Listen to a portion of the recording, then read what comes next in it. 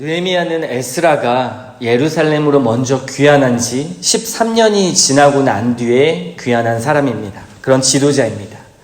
당시에 왕이었던 아닥사스다 왕의 허락을 받고요. 예루살렘의 외적인 어떠한 재건, 즉 예루살렘의 성벽의 재건을 위해서 예루살렘에 귀환하여 그렇게 헌신했던 사람이죠.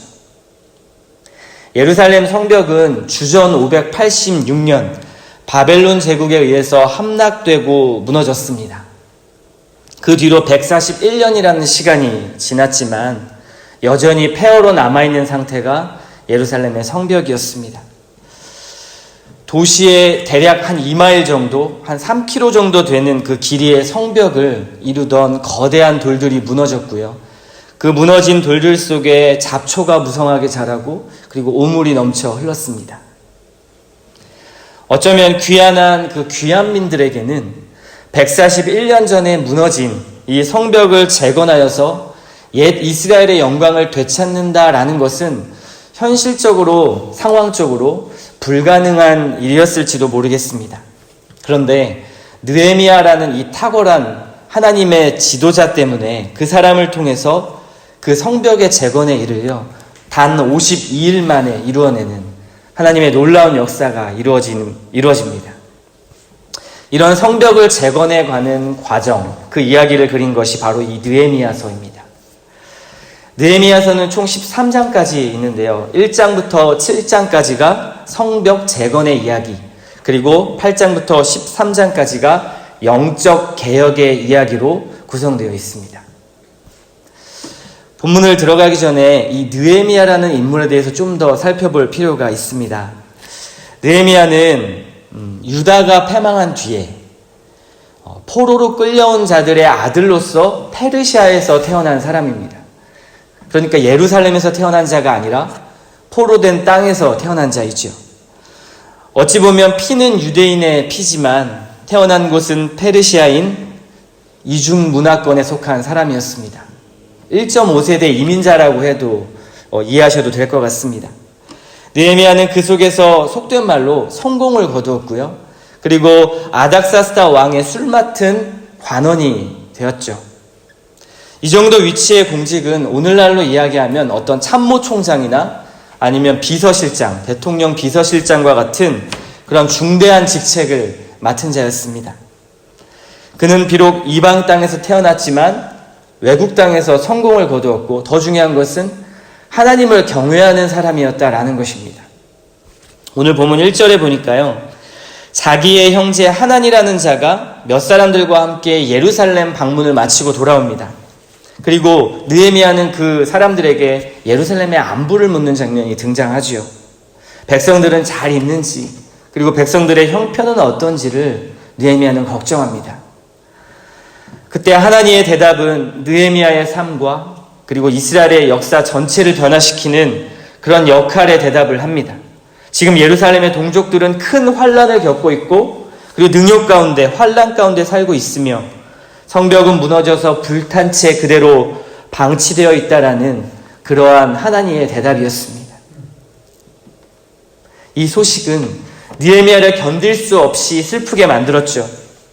기본적으로 느헤미야는 예루살렘 땅, 그 조국 땅을 경험해 보지는 못했지만 늘 마음, 정체성 가운데서는 자신과 그리고 그 민족이 하나님의 택하신 민족이며 백성이라는 사실을 늘 마음에 새기고 있었고 그런 부담이 있었던 것으로 보입니다. 그의 어떤 행동을 보고 알 수 있냐면요. 오늘 4절의 말씀입니다.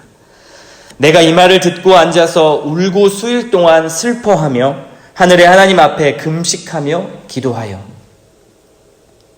전 이 말씀을 보면서 이게 느헤미야 상황에서 가능한 행동일까라는 생각이 들었습니다. 태어나지도 않은 나라, 조국을 모르는데 어찌 조국을 위해 슬퍼할 수 있을까? 그리고 금식하며 이렇게 애통해야 할 수 있을까라는 생각이죠. 어떻게 저렇게 간절하고 긍휼한 마음으로 민족과 형제들을 사랑하는 마음으로 품을 수 있는가라는 그런 현실적인 고민이었습니다. 이 세상은 자신과 조금이라도 개연성이 없으면 관심을 두지 않고 무시해버리는 것이 이 세상의 가치입니다. 오늘날 많은 신앙인들이 복음을 잘못 이해했죠. 예수 믿고 복 받는 것으로, 그리고 예수 믿고 문제가 해결되는 어떠한 해결의 방책으로, 또 예수 믿고 세상에 영향력을 끼쳐야 한다라는 그러한 번영신학과 기복신학, 그리고 승리주의로, 예수 만능주의로 흘러간 것이 우리 한국 기독교의 역사입니다. 그러다 보니까요, 대부분의 신앙이라는 것이 지극히 개인주의화 되어갔습니다. 굉장히 편협해지고 시각이 좁아졌죠. 복음은 타인 중심인데 공동체를 형성하고 교회가 부흥해 가기는 하지만 모든 초점과 관심이 자신에게만 있는 개인주의적인 신앙이 되어버린 것 같습니다. 은혜는 받지만 적용을 잘못하고 있는 것이죠. 신앙은 있어 보이지만 철저히 세속적인 가치와 닮아있는 신앙인들의 모습입니다. 지금 시대의 흐름도 개인주의고요. 자신의 선택과 판단, 자유를 추구하는 이 시대와 너무나 잘 맞물려 있었습니다. 또 물질 만능주의와도 너무나 연결이 잘 됐죠. 다만 기독교라는 전지전능한 하나님께서 그것을 이루어 주시는 어떤 알라딘의 지니와 같은 분으로 전락해 버렸습니다. 그런데 이 느헤미야를 보십시오. 느헤미야의 이 행동은 지극히 공동체적이고 하나님의 뜻 아래 함께 살아가야 할 그 백성들, 형제들을 살피는 마음을 이 품는 느헤미야의 모습을 한번 보십시오. 느헤미야는 율법을 가진 자였습니다. 하나님의 말씀을 가진 자였지요. 우리가 지난 시간에도 말씀 나누었지만 율법의 완성은 이웃을 사랑하는 것이라 했습니다. 그 사랑의 중심의 마음이 바로 그리스도의 마음이죠. 느헤미야는 조국에서 태어나지 않은 1.5세대의 이민자입니다. 또 그 나라에서 평생 부하게 권력을 누리며 편하게 살 수 있는 그러한 위치의 사람이었습니다. 그냥 그렇게 가만히만 있어도 자기는 행복하게 살 수 있는 그런 자리였죠. 전혀 손해보지 않아도 안전한 삶을 살 수 있었습니다. 그런데 느헤미야는 왜 조국을 향해 애통해하고 또 조국을 향해 자신의 모든 것을 내던지는 그런 선택을 했을까요? 바로 느헤미야에게는 하나님의 언약, 하나님의 말씀의 부담이 있었습니다.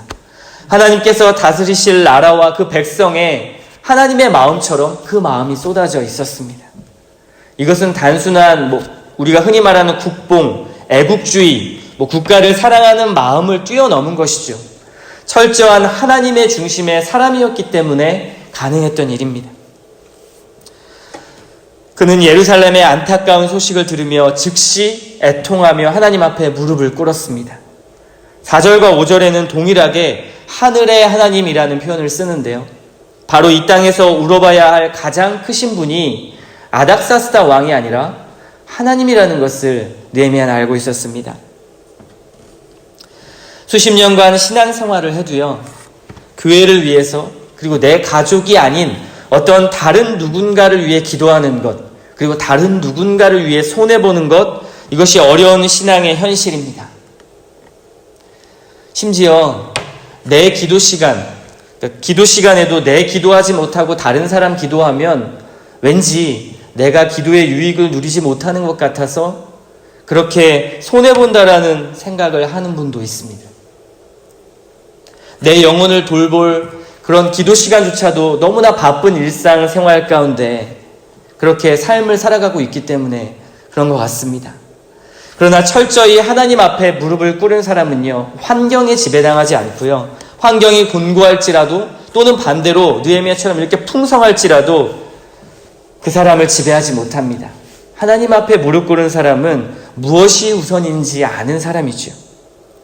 그 우선순위가 하나님의 마음으로, 그리고 그 하나님의 손길과 눈길이 닿는 곳에 나의 눈길과 손길이 함께 향하는 그러한 노력을 하는 자가 바로 하나님 앞에 무릎 꿇은 자이기 때문입니다. 저는 이 말씀을 보면서 참 많은 것을 돌아보게 되었습니다.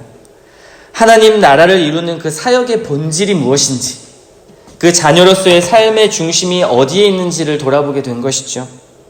전 특별히 영혼을 돌아보는 사역자인데요. 그 사역을 할 때 그 중심이 나라는 사람에 있는 것인지, 아니면 하나님이 보시고 계신 그 하나님의 눈길이 머문 그 영혼에 있는지를 다시 한번 돌아보게 되었습니다. 목자인 예수님께서는요, 오로지 자신의 양들에게 관심이 있으셨습니다. 그리고 눈물을 함께 흘려주시고 함께 웃어주시고 기뻐하셨죠. 율법을 사랑으로 성취하신 바로 이 예수님의 공로가 바로 이것입니다. 여러분은 어떠십니까? 예수님의 제자라면 하나님 나라를 위해 애통하고 또 하나님의 백성들을 위해 애통하는 것이 마땅하지요. 나의 형제들을 위해 긍휼한 마음을 가지고 눈물을 흘리는 것이 마땅합니다.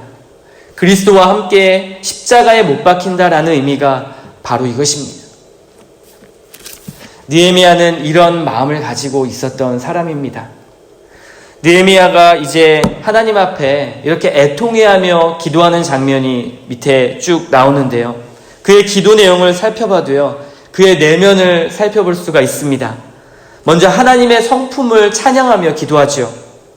우리의 기도는 하나님이 어떤 분이신지를 먼저 인정하고 가슴 깊이 고백하는 그 토대 위에 모든 기도가 흘러나오는 것입니다. 그의 기도는 자신들을 포함한 자신의 조상들의 죄까지도 회개하는 또한 겸손한 반응을 일으킵니다.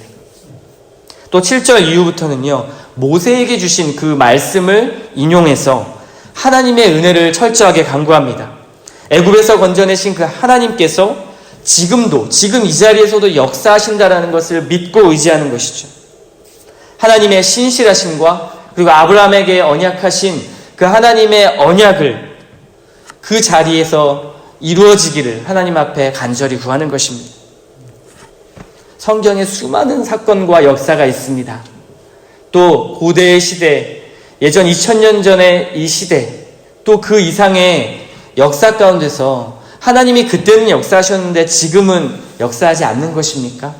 아닙니다. 지금 이 자리에서도 하나님께서는 함께 하시고 하나님의 방법대로 역사하시죠. 그래서 느헤미야는 그것을 알고 있었습니다. 하나님의 영예가 달려있다는 것을 알고 있었죠.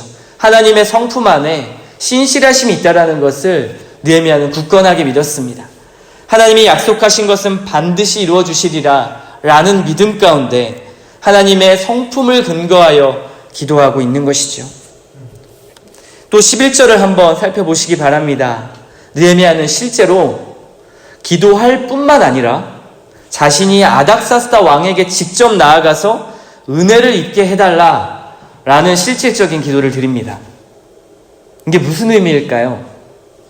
자신의 모든 것을 걸고 심지어 그것이 목숨일지라도 하나님의 나라와 그 언약을 위해 모든 것을 내어던질 각오의 기도입니다. 페르시아 왕은요, 쉽게 만나서 쉽게 자신의 이야기를 하고 질문을 하거나 어떤 요구를 할 수 있는 그런 위치의 사람이 아니죠. 그런데 느헤미야는 그 왕에게 나아가 자신이 하나님의 뜻을 이룰 것을 담대하게 이야기하는 장면이 2장부터 등장합니다. 우리는 반드시 기도와 그리고 현실의 이 중간 지점에 설 때가 있습니다.